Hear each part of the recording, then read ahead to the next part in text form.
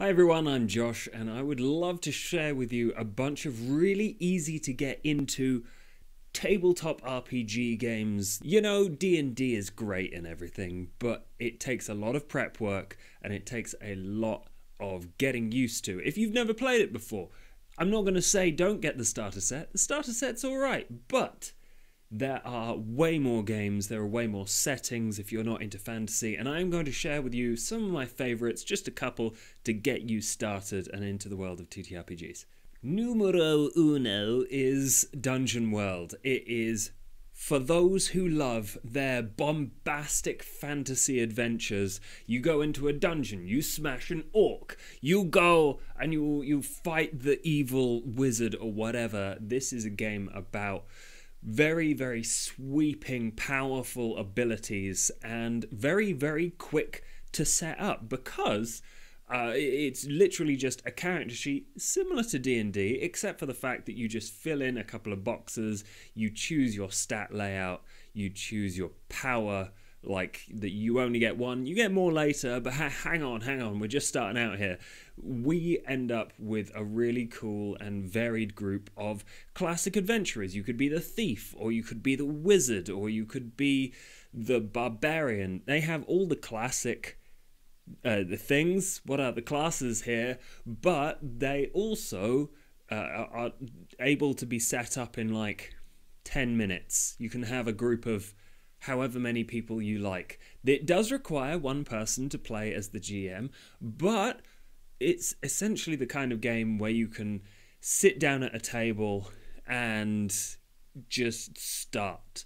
You put your character sheets in front of everyone, and at that point there's no limits. You say, there's an evil wizard over there. What did they take from you? What are your bonds between the characters? I hate that person because I think they're working for the evil wizard. I love that person because I think they're hot.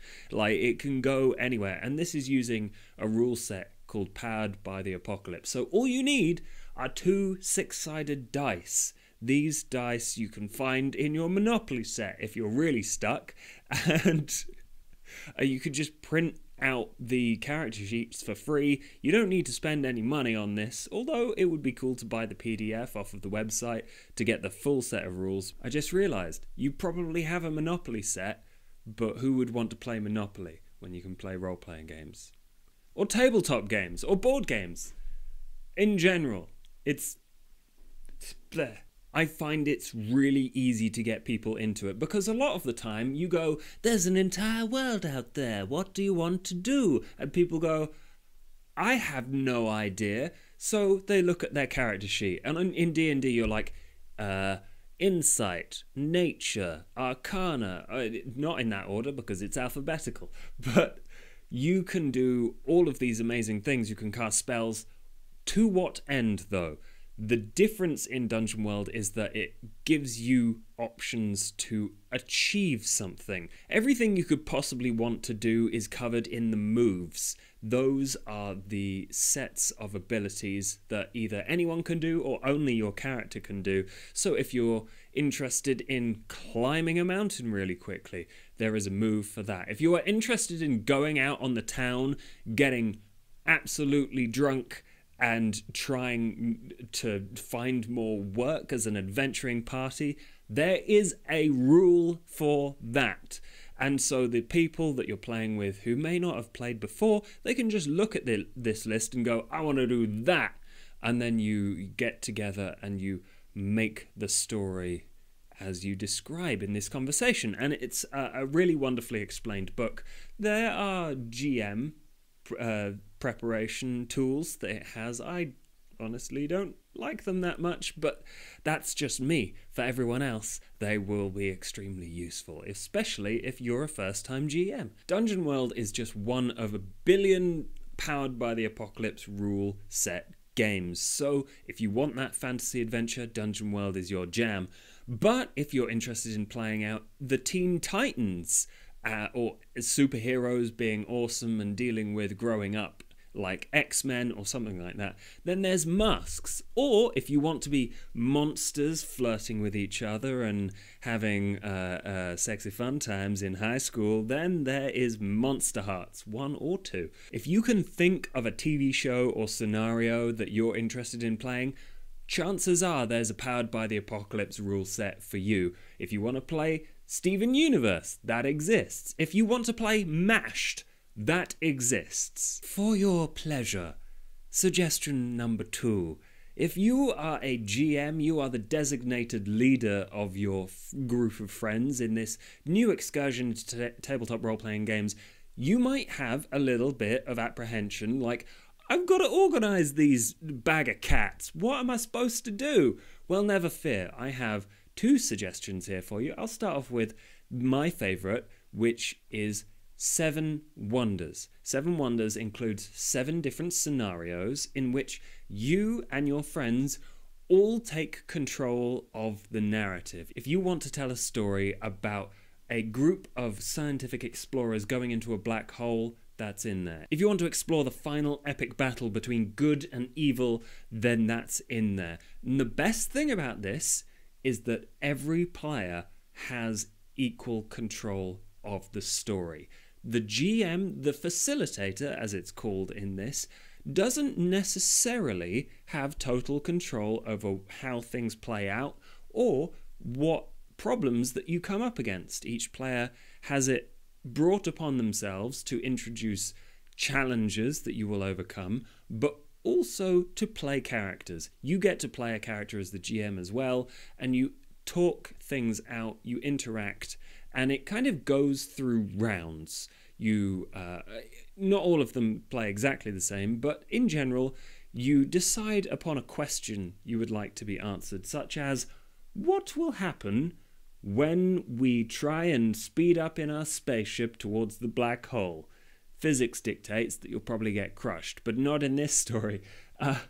You then introduce a problem like, oh no, the AI has gone absolutely wild and is trying to kill us all. You set up the scene where you're all on the bridge and you're discussing what to do, and each player has to work on their own character and how they would react in the situation to either make things worse or probably make things better and allow your scientific expedition to continue. It is a wonderful game with a lot of different, very interesting scenarios in it. You can even be adorable little household objects helping an old lady clean her house.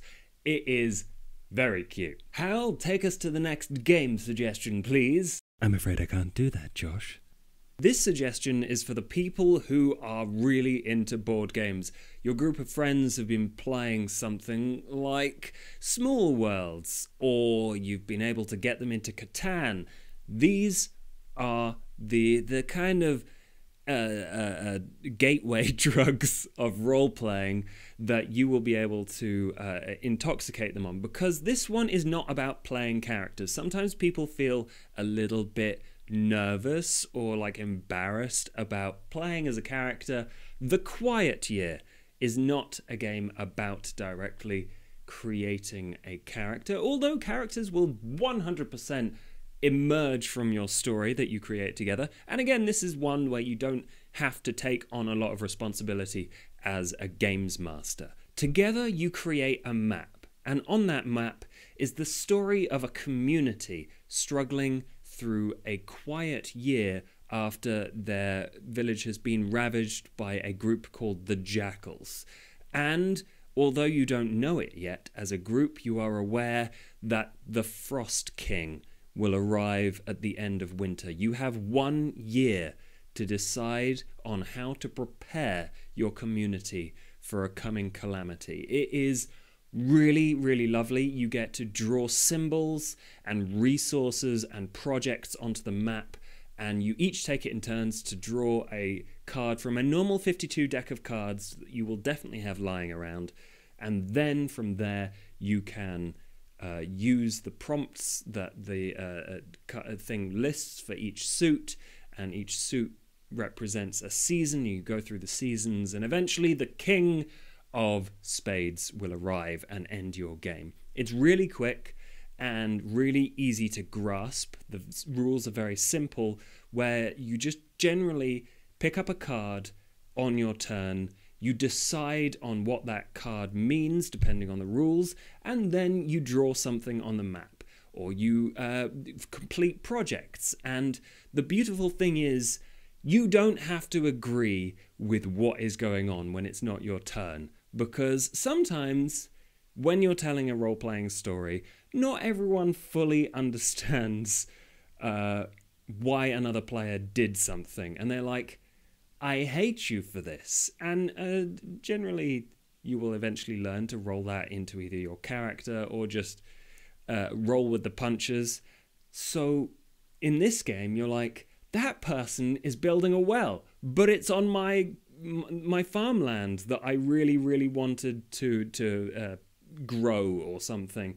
So, as communities tend to, you grow grudges. And you take a point of contempt and put it in front of you, and then everyone knows that that other player did something that's really bad. That will come up later in the game, and it's a really fun kind of story about communities surviving turmoil. And while it's not necessarily a game about happy endings, generally communities will pull together, they will work hard, and whether or not they agree in this horrible, messy, like almost 100 people trying to communicate in weird and wonderful ways, no one ever goes to the same place at the same time, but you will grow the story of how you survived this difficult time.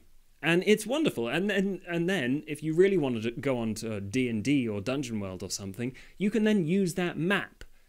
You can then take that map, put it in your game, and everyone will know exactly what has happened in that village, and then you can protect it, or you can take it anywhere you want from there. And it is a wonderful, wonderful world-building exercise that is very, very quick and simple to do.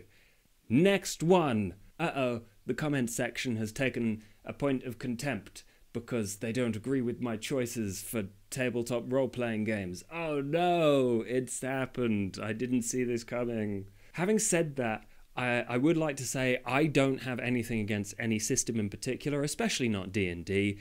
I just think it's a bit of a ball ache to get into.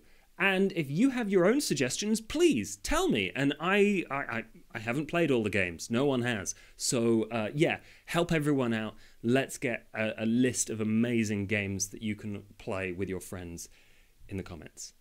And we arrive at our final destination, which is Skyfarer, a game about driving a space train through a steampunk universe. And I have so many reasons to give this as a recommendation to you. First off, I love it as a story setting. It's very simple. There are only 4 stats. You can just build out the character sheet for your locomotive that flies through space. And in very simple terms, you can get a good look at your stats. You can get a good look at your character's motivations down the bottom here and earn points for playing to them. It is a game that encourages character development. It is a game that encourages you to be silly, have fun, do whatever you want in a very kind of Dungeon World style. And all you really need is a 10-sided dice for each player and some pencils. It's very, very simple. I am suggesting this for the GMs who want to get a little bit more stuck in to creating an adventure, but without taking too much preparation time. There are whole lists of non-player character NPCs who will cause problems or could possibly befriend your characters in this. Or there are enemies, there are just simple one-line descriptions of problems to throw at your characters, where they could be, what they could be trying to accomplish, all that wonderful stuff. And if that isn't enough, there are 3 video games worth of stories and plots and characters that you can just straight up rip off. If you've played Fallen London, if you've played Sunless Skies or Sunless Seas, they are wonderfully written, in my opinion, and I would suggest just straight up ripping off a story you enjoy if you've played those games. And Fallen London is free, so you can just go right in there and get a whole bunch of really, really interesting story starters for your characters without spending too much time, which I think is quite important to be able to enjoy a tabletop. We've all got schoolwork and jobs and stuff to get done, so who needs to spend a billion hours creating and designing an entire Tolkien-esque world for your characters to explore when you can just create a really compelling adventure with just 3 lines? It's so beautiful, and like I say, it's free.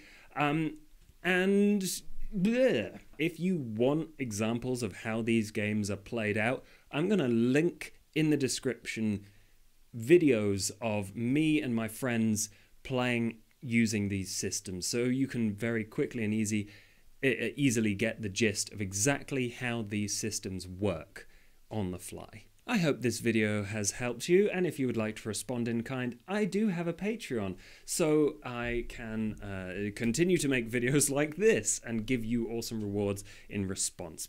But subscribe, because it's time for me to go and make more videos. But bye. But bye. I'm sorry, but goodbye.